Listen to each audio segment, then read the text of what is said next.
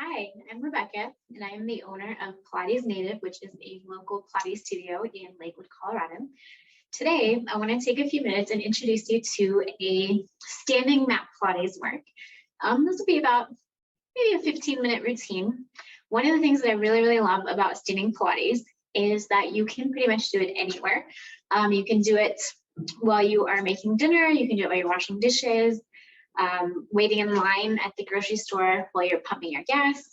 Unlike the mat or the equipment Pilates, you are not limited to a location or a space. You can do this work either barefoot like I am today or in shoes. It's completely up to you. So to get started, there's just a few things that we want to talk about. The first thing is Pilates breathing. So with yoga, if you've done yoga, the easy way to remember breathing is that on an inhale, the head goes up, and on an exhale, the head goes down. Now with Pilates, it's a little bit different. So when you are inhaling, you want to take a big, strong inhale through the nose and really think of filling up the entire lung with air. And as you exhale, you want to take a big, deep, strong exhale. And you want to exhale with the same amount of sustained pressure and consistency the entire time. And you want to exhale till all of the air has been completely removed from your lungs. So inhale and then exhale. Nicely done. All right, the next thing that we want to talk about is standing posture. As we do our standing work, we want to make sure that we do have nice, tall standing posture. Sometimes we tend to lean onto one hip. We want to make sure we're balanced on the hips from right to left, and then the weight distribution across the feet is balanced from the ball of the foot to the heel and the outer edge to the inside edge of the foot. And then if you're on both feet, we should have equal pressure from the right foot to the left foot. We want to think about being relaxed through the upper body. So if you're familiar with neutral spine, all of the work we're doing standing will be in neutral spine, which just means that your body's natural curves are being promoted as we do the work. So to get started, our very basic warm-up for this is we're going to start with some what I call walking the wall. Now at home, you can do this if you have a wall. You can use a hand on the wall. You can use the back of the couch, a counter. I have a bar that I'm going to use. You just want something that can support you while being very stable. You don't want anything that you can yank out the wall. So I'm going to take a step forward, just nice and easy. And I'm going to let all of my weight be on my standing leg. I have my back leg up, my hand, I should be able to remove that hand if I needed to. Or if I feel a little wobbly, I can use one finger, maybe a whole hand, it's up to you. What's important here is that we want to make sure, one, that we're looking up and away.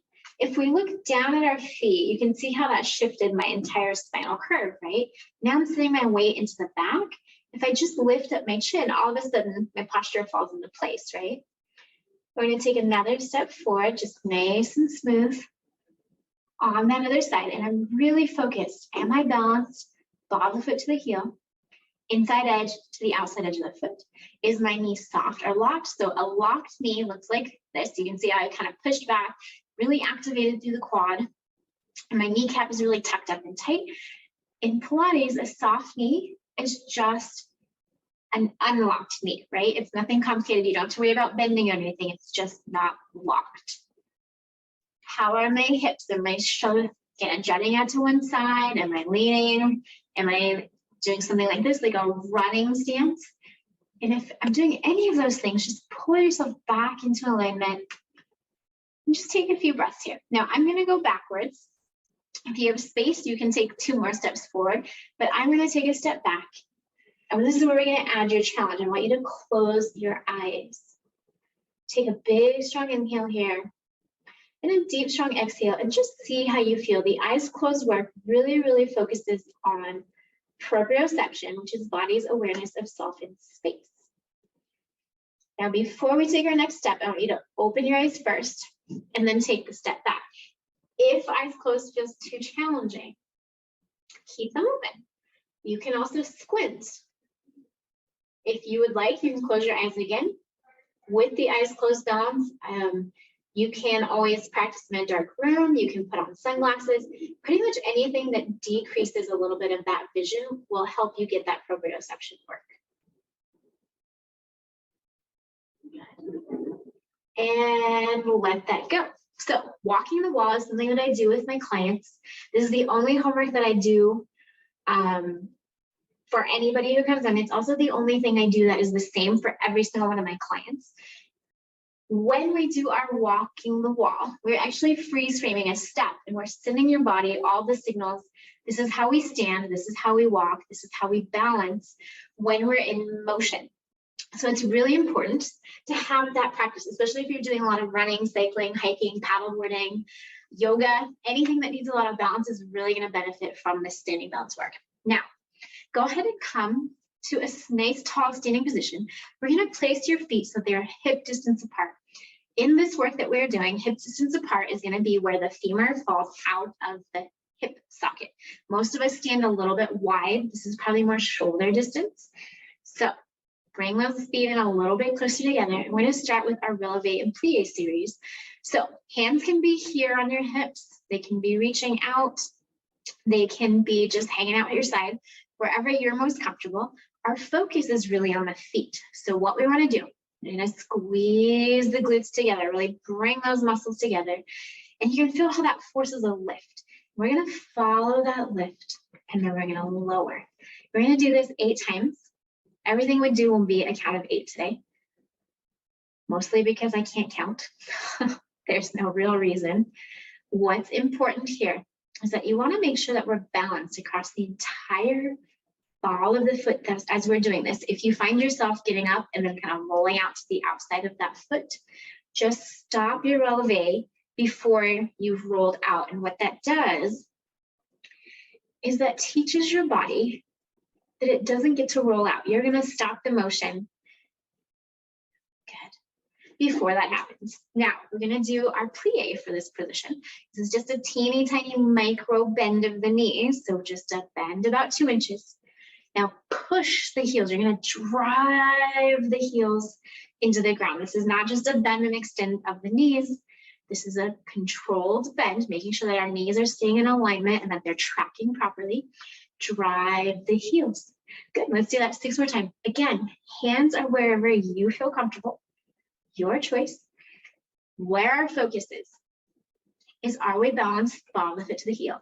Are we driving down through the feet and getting that work in the glutes and the hamstrings as we do this?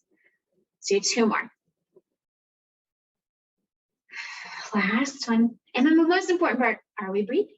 We're going to stand in our Pilates V. This is a very small V. So if we're standing on a clock, your toes would be at 1 o'clock and 11 o'clock. If it is too tight for those heels back there, just because of our anatomy, you can always just take a little gap. That's completely fine. So in our V position, again, hands are where you feel comfortable. Squeeze the glutes to rise. We're going straight up. And I want you to think of a carousel animal. So we're going straight up and we're coming straight back down. I don't want you to lean forward as we do this. So nice and controlled. This is a great place to think about your breathing.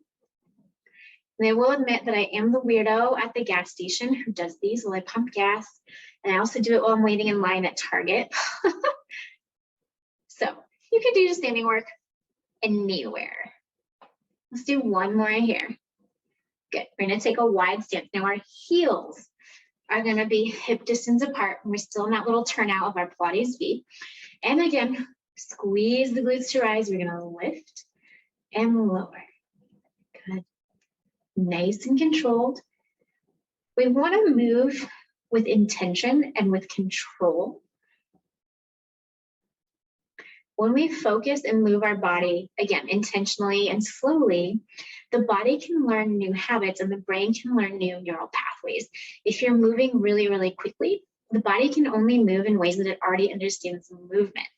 So if you are somebody who's really looking to change your practice or really up-level your athletic performance, slow it down. You will find so many little pieces that you can work on. Nicely done. All right, we're going to shake that out. Now, we're going to do my favorite thing. It's a little bit goofy. So hands on the hips, feet are planted. We're just going to start rocking, ball of the foot to the heel. If your toes come up, that's okay. If your heels come up, that's okay. We're just practicing distributing the weight for just a few times. Seeing what that feels like when we really weight into the balls And when we really weight into the heels. Now you don't want to fall all the way back. That's a little bit too far, right? Now we're going to go right to left. Again, just seeing how that feels, playing with that weight distribution. We might be really, really comfortable on one side and not the other.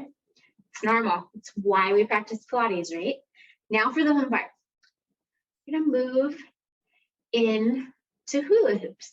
Now, as you do your hula hoops, really let your hips move to the front and to the side and to the back.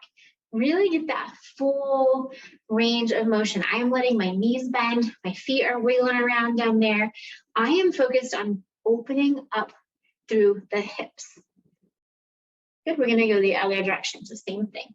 Now, hula hoops are an awesome way to release those hip flexors after you've had a long day in the office sitting down.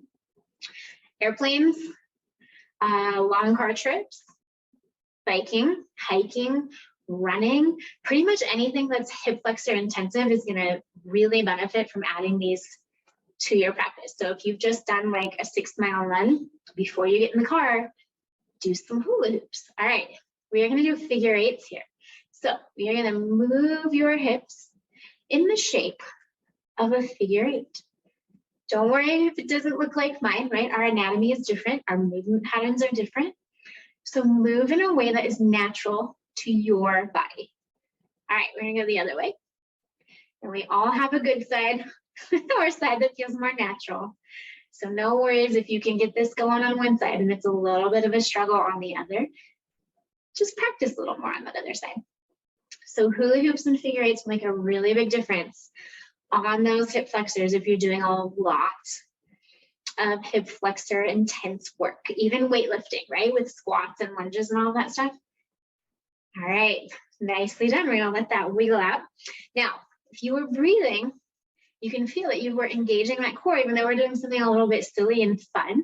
We should still be getting that ab work going on, right? Without doing any crunches. All right, my friends, we're gonna move into what I call beats. These are one of my favorite things to do for hip strength. Now, if you have your wall, your bar, chair, table, anything stable that you were leaning against, you're welcome to use that again here. If you're more comfortable just kind of being out in space in the room, that's fine too, but we're gonna lean to one side. We're still completely upright. All of our weight is balanced on one leg. I'm gonna start with my left leg as my balancing leg. The important thing again is that my knee is not locked. So here's locked, here's unlocked, and you can really see that quad's engaged, and now it's not. So soft knee here. I'm just gonna put my hands on my hips. You can put them wherever. If you wanna stick them in your pockets, you can do that too, right? No big deal. Nice and tall. We are just gonna glide the leg out in front of the body. Again, we're moving with intention, we're moving with control. This is not a big movement. We're not trying to kick like a karate kick. We are gliding the leg from the hip. We'll do one more here. Nicely done.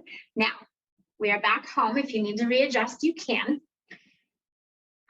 We're gonna go to the side. So nice and tall, my balance is settled, my foot is settled, my knee is unlocked.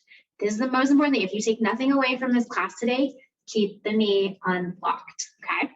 All right, to this side, here we go. And again, you can see that I'm not moving with a huge range of motion, right? This is just a very small, controlled thing. If you can take it up higher with control, feel free.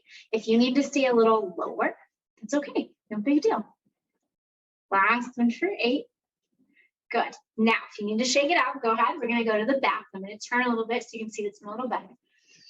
With the back, we are gonna glide that leg right behind me, squeeze in my glutes, and bring it back in. What's important here is you wanna make sure that you're not kicking up the knee, right? Because that's not really doing anything. We want to be squeezing hamstring and glute to get that leg to move back behind you from the hip joint. Good. Let's do one more here. Nicely done. All right, we have one more movement that we're gonna do here. Still balancing on my left leg. I'm gonna bring my right leg just slightly in front. And what we're gonna do is we're gonna come across and back, across and back. So this is our hip adduction. So we're coming back to the midline and then we're crossing a little bit. 2 more. And last. Good, nicely done. Shake it out if you need to. Here we go. Same thing on the other side. We're gonna go front, side, back, and then across. So we're balancing on our right leg. We're nice and tall. We've got our Pilates breathing going. And here we go. Just kind of gliding that leg out. Always focused, moving with intention.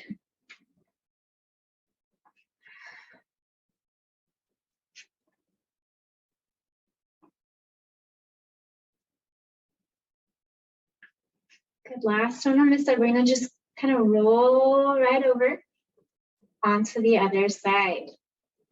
Now, I'm leaning a little bit on this side. I'm tired. I did a lot of hikes, so I'm actually gonna use my bar to help me. And you can see how just having that behind me helps me keep that posture. So don't be afraid of using your props, right? We always want to think of using props to train in the good habits.